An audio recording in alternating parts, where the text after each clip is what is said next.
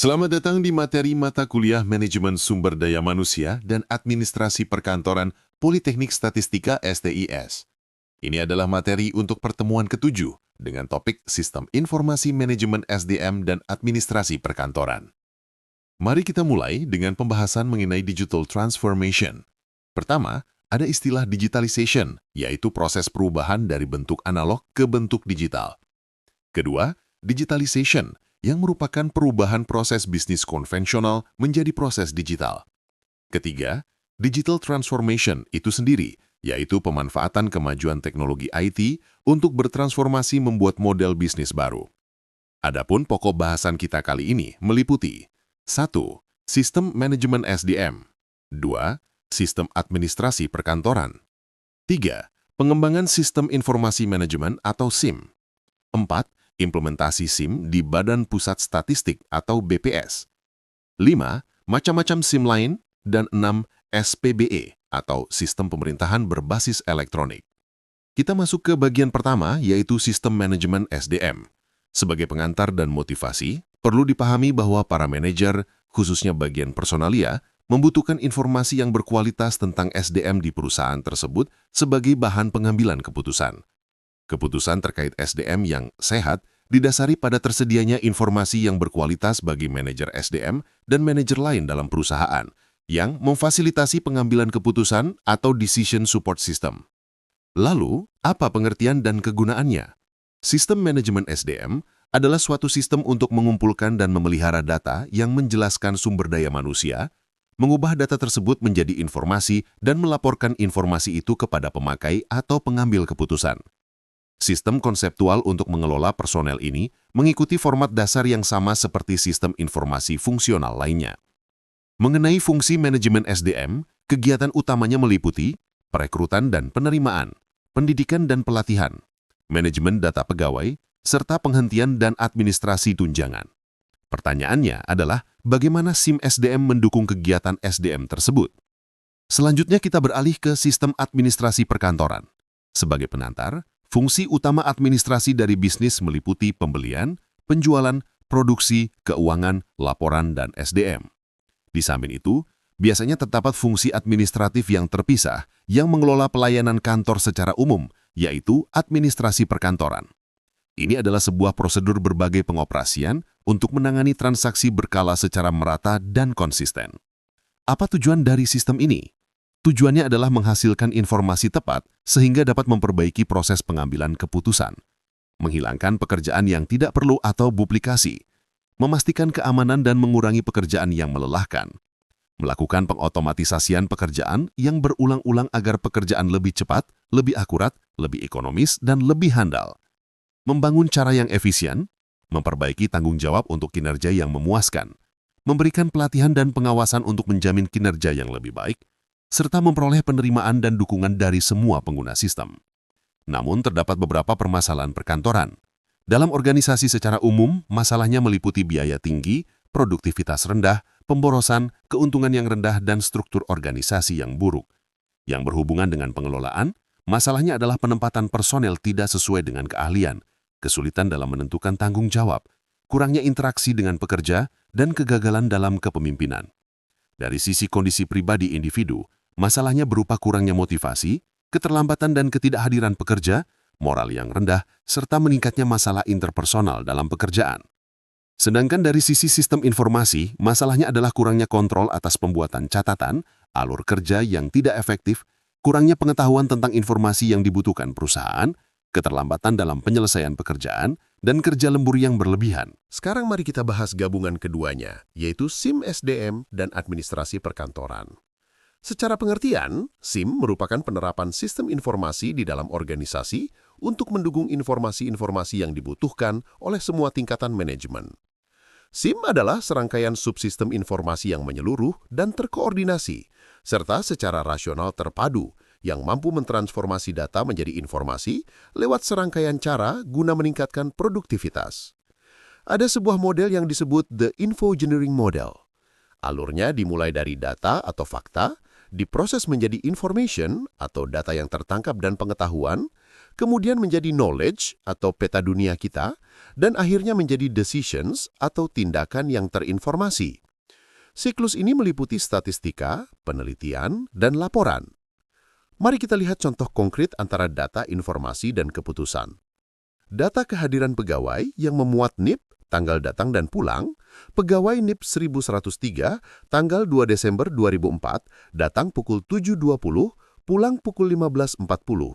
Pegawai NIP 1142, tanggal 2 Desember 2004, datang pukul 7.45, pulang pukul 15.33. Pegawai NIP 1156, tanggal 2 Desember 2004, datang pukul 7.51, pulang pukul 16.00. Pegawai NIP 1173, tanggal 2 Desember 2004, datang pukul 8.00, pulang pukul 15.15. Pegawai NIP 1180, datang pukul 7.01, pulang pukul 16.31.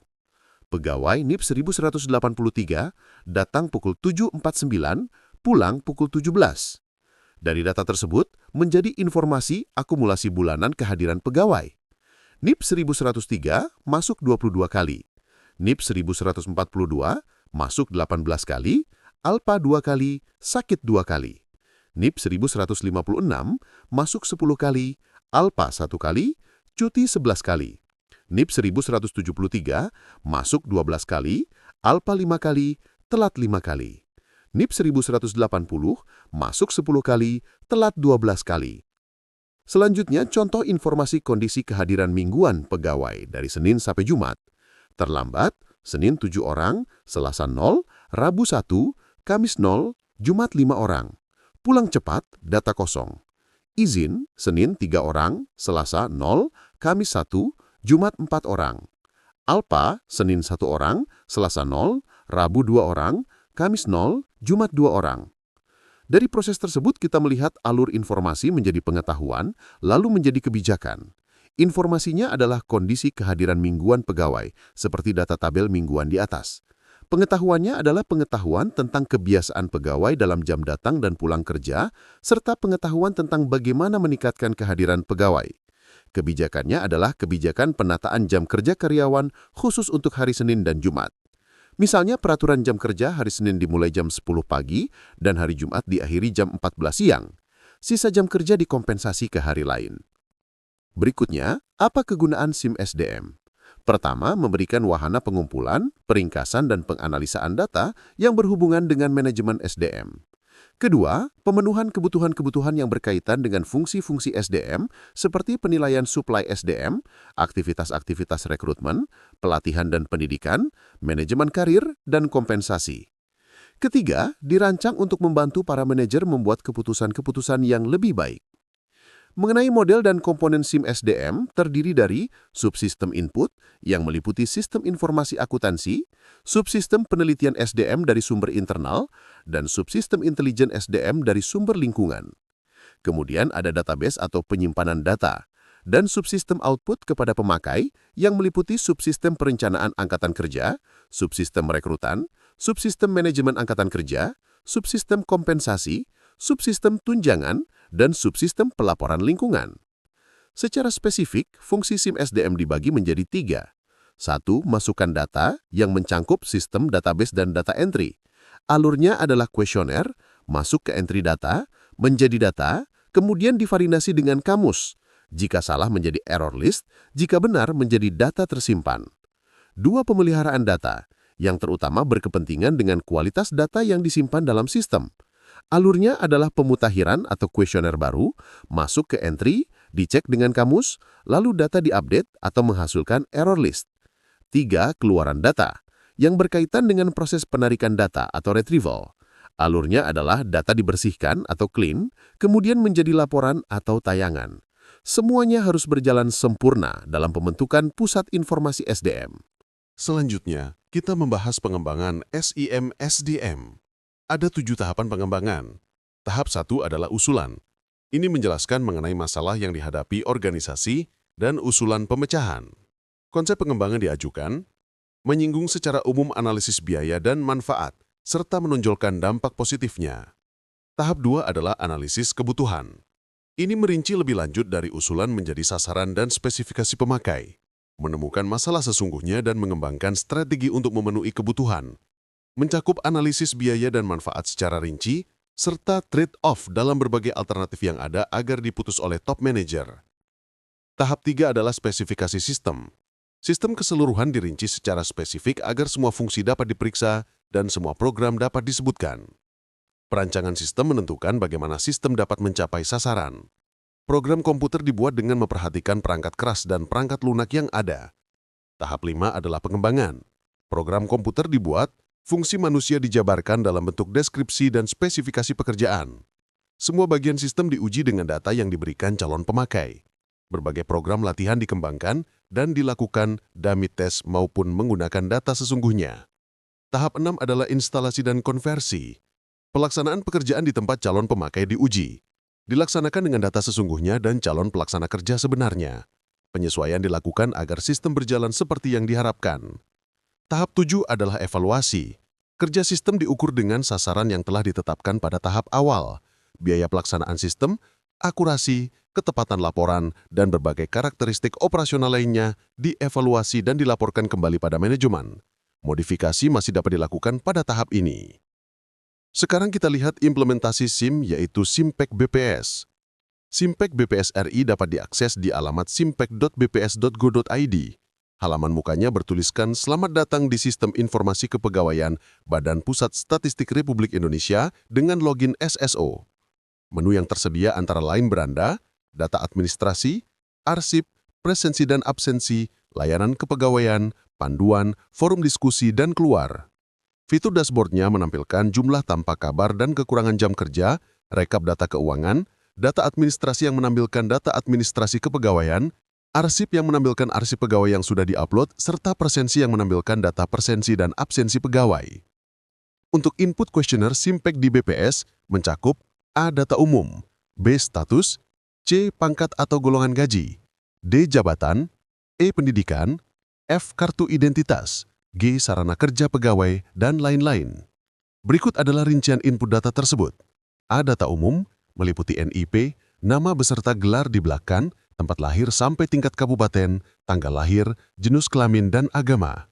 B. Status, meliputi status perkawinan, TMT atau nomor KSK-PNS, jumlah anak, TMT atau nomor SK perbantuan, keterangan yang dapat tunjangan, status pegawai seperti CPNS, PNS, perbantuan, TB, JLTN, anorganik, berhenti, pensiun, meninggal, PMT atau nomor SK tugas belajar, tempat tugas belajar, dalam negeri atau luar negeri, TMT atau nomor SK CPNS, dan TMT atau nomor SK berhenti. C. Riwayat pangkat atau golongan, meliputi pangkat atau golongan, TMT atau nomor SK pangkat atau golongan, TMT atau nomor SK kenaikan gaji berkala atau KGB, dan masa kerja golongan. D. Riwayat jabatan, meliputi status jabatan seperti staf, KSK atau mantis atau fungsional, struktural atau fungsional, dan struktural, TMT nomor SK jabatan, jenis jabatan fungsional, wilayah tugas, pangkat jabatan fungsional, satuan organisasi, TMT nomor SK jabatan fungsional, TMT penempatan, angka kredit terakhir, dan angka PPK. E. Riwayat pendidikan, meliputi pendidikan formal, tanggal lulus pendidikan yang disesuaikan, tanggal lulus, pendidikan penjenjangan, pendidikan fungsional, dan kursus atau penataran. F. Kartu identitas, meliputi nomor kartu kepegawaian atau karpek, KPE, nomor kartu istri atau suami, karis karsu, nomor askes atau asuransi kesehatan, dan nomor taspen atau tabungan asuransi pensiun. G. Sarana kerja pegawai, meliputi meja kerja, kursi kerja, kalkulator, filing kabinet, sepeda motor operasional atau SMO, SMO keluaran tahun berapa, nomor polisi SMO, merek atau tipe SMO, timbangan dacin, alat ubinan, tripod, husker, moisture tester, timbangan bayi, dan timbangan kue. Tambahan lainnya meliputi penilaian prestasi kerja atau PPK, dahulu DP3, jenis pelanggaran, jenis hukuman, dan jenis tanda jasa. Adapun kamus atau master file yang digunakan meliputi provinsi, kabupaten, kecamatan, pendidikan, universitas, fungsional, organisasi, jenis kenaikan pangkat, eselon, cuti, status pegawai, jenis pelanggaran, status pekerjaan, jenis hukuman, golongan, dan tanda jasa. Hasilnya berupa keluaran individu seperti DUUK nasional, wilayah, dan satuan kerja, provinsi dan nama, golongan, fungsional atau struktural, pendidikan, satuan kerja, status pegawai, serta tayangan individu yang menampilkan riwayat jabatan, riwayat pekerjaan, riwayat golongan, riwayat DP3, riwayat pendidikan, riwayat kursus atau penataran, riwayat pendidikan teknis, riwayat cuti, riwayat tanda jasa, riwayat hukuman disiplin, dan riwayat penjenjangan. Selain SIMPEK, terdapat macam-macam SIM lain. Di antaranya, SIM ASN atau MySAPK BKN di mysapk.bkn.go.id. Ini berisi profil saya seperti data utama, golongan, jabatan, posisi, pendidikan, pribadi, keluarga, serta layanan pemutakhiran data mandiri. Sakti dari Kementerian Keuangan di sakti.kemenko.go.id. Modul-modulnya meliputi administrasi, penganggaran, komitmen, pembayaran, bendahara, persediaan, aset tetap, piutang, GL dan pelaporan. OM-SPAN atau Online Monitoring SPAN di spanint.kemenko.go.id. Berisi dashboard, modul penganggaran, modul komitmen, modul pembayaran, data realisasi, dan lain-lain. HAICSO dari Kementerian Keuangan yang merupakan layanan online chat atau helpdesk. Terakhir, kita membahas sistem pemerintahan berbasis elektronik atau SPBE. Dasar hukumnya adalah Perpres nomor 95 tahun 2018 tentang SPBE. SPBE adalah penyelenggaraan pemerintahan yang memanfaatkan teknologi informasi dan komunikasi untuk memberikan layanan kepada pengguna SPBE. Tujuan SPBE adalah mewujudkan tata kelola pemerintahan yang bersih, efektif, transparan, dan akuntabel, serta meningkatkan efisiensi dan keterpaduan penyelenggaraan SPBE. Outcome SPBE yang diharapkan meliputi meningkatnya efisiensi anggaran untuk pembangunan pemerintahan berbasis elektronik, mendukung terwujudnya satu data Indonesia melalui bagi pakai data antar instansi pemerintah dan pemerintah daerah, mendorong penggunaan aplikasi umum berbagi pakai di instansi pemerintah dan pemerintah daerah, meningkatnya utilisasi infrastruktur TIK yang terintegrasi dan berbagi pakai bagi instansi pemerintah dan pemerintah daerah, serta terwujudnya keamanan informasi pemerintah. Mengenai layanan SPBE, pengguna SPBE mencakup instansi pusat dan pemerintah daerah, pegawai ASN, perorangan, masyarakat, pelaku usaha, dan pihak lain. Jenis layanannya dibagi menjadi G2G atau Government to Government, G2B atau Government to Business, contohnya e-procurement dan e-perizinan. G2C atau Government to Citizen, contohnya e-pengaduan, e-kesehatan, dan e-pendidikan. Serta G2E atau Government to Employee, contohnya e-kepegawaian dan e-pensiun. Serta internal pemerintah seperti e-office, e-planning, e-budgeting, dan e-monef. Perpres 95 2018 ini merupakan platform kebijakan SPBE untuk keterpaduan pembangunan SPBE di instansi pusat dan pemerintah daerah. Dalam hal tata kelola SPBE, definisinya adalah kerangka kerja yang memastikan terlaksananya pengaturan, pengarahan, dan pengendalian dalam penerapan SPBE secara terpadu. Komponennya meliputi rencana induk SPBE nasional, arsitektur SPBE, peta rencana SPBE, rencana dan anggaran SPBE, proses bisnis SPBE, data dan informasi, infrastruktur SPBE, aplikasi SPBE, keamanan SPBE, dan layanan SPBE, baik layanan administrasi pemerintahan berbasis elektronik maupun layanan publik berbasis elektronik. Tentang arsitektur SPBE, ini adalah panduan integrasi proses bisnis, data, dan informasi infrastruktur SPBE, aplikasi, keamanan dan layanan SPBE. Disusun untuk jangka waktu 5 tahun, terdiri dari arsitektur SPBE nasional, arsitektur SPBE instansi pusat, dan arsitektur SPBE Pemda. Domain arsitekturnya mencakup arsitektur bisnis, data, layanan, aplikasi, keamanan, dan keamanan. Untuk proses bisnis, ini berfungsi sebagai panduan untuk penggunaan data, aplikasi, keamanan, dan layanan yang terintegrasi. Instansi pusat berdasarkan arsitektur SPBE instansi pusat dengan koordinasi Kementerian Pan-RB. Pemerintah daerah berdasarkan arsitektur SPBE pemerintah daerah dengan koordinasi Kementerian Pan-RB dan Kemendagri. Terkait data dan informasi, mencakup semua jenis data dan informasi yang dimiliki atau diperoleh dari pihak lain, serta interoperabilitas data. Instansi pusat dan Pemda berkoordinasi dengan Kementerian PPN atau Bappenas berdasarkan arsitektur masing-masing. Mengenai infrastruktur SPBE, meliputi Pusat Data Nasional untuk meningkatkan efisiensi dalam memanfaatkan sumber daya pusat data nasional oleh instansi pusat dan pemerintah daerah. Jaringan intra-pemerintah untuk menjaga keamanan dalam melakukan pengiriman data dan informasi antar instansi pusat dan atau pemerintah daerah.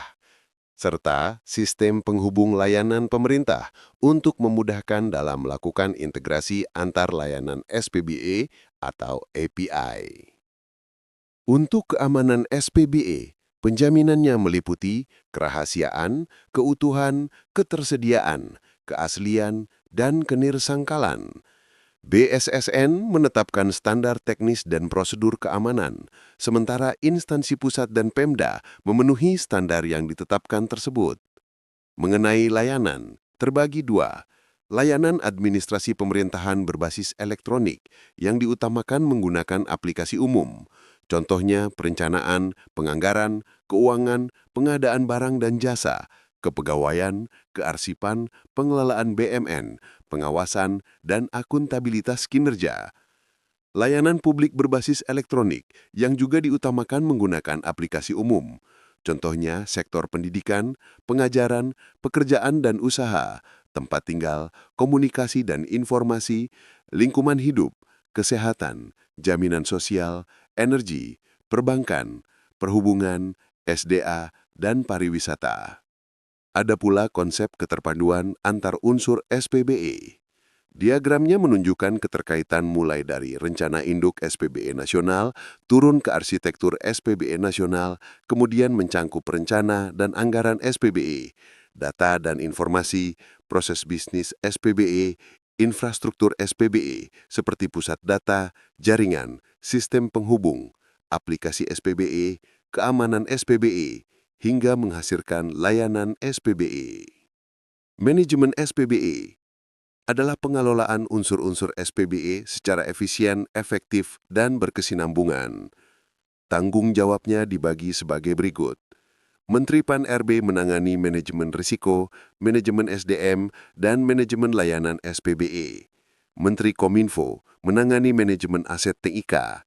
Menteri PPN atau Bappenas menangani manajemen data dan manajemen pengetahuan.